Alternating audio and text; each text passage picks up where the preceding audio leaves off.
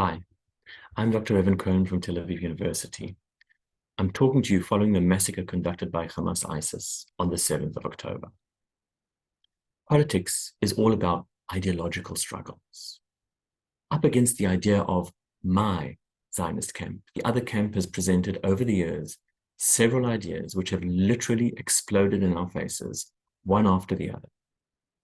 The notion of land for peace died in Oslo in 1993.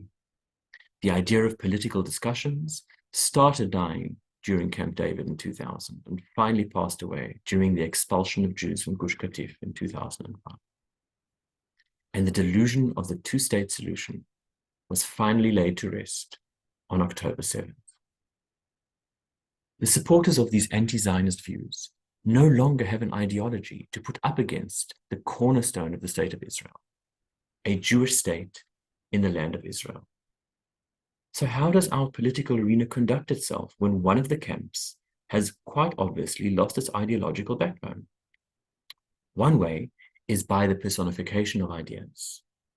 Netanyahu, Ben-Gvir, Smotrich, ad hominem attacks. It's far easier to attack people than to attack ideas. Fascists, misogynists, homophobes, because struggling against them ideologically is no longer an option. The other way is by exclusion and silencing, in which the media and academia are complicit. Who leads the silencing of voices? The various human rights organizations. Did you hear of any women's rights groups crying out against the rape of our women on October 7th? Any human rights groups condemning the tens of thousands of rockets the Gazan Arabs fired at our towns and cities? Or the 250,000 Israeli refugees around Gaza and in the Galilee?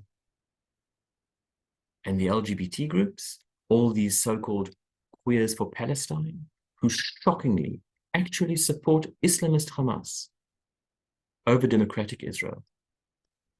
The only voice heard from these organizations at this time is the attempt to silence my voice, our voice. Sadly, most of the media play along.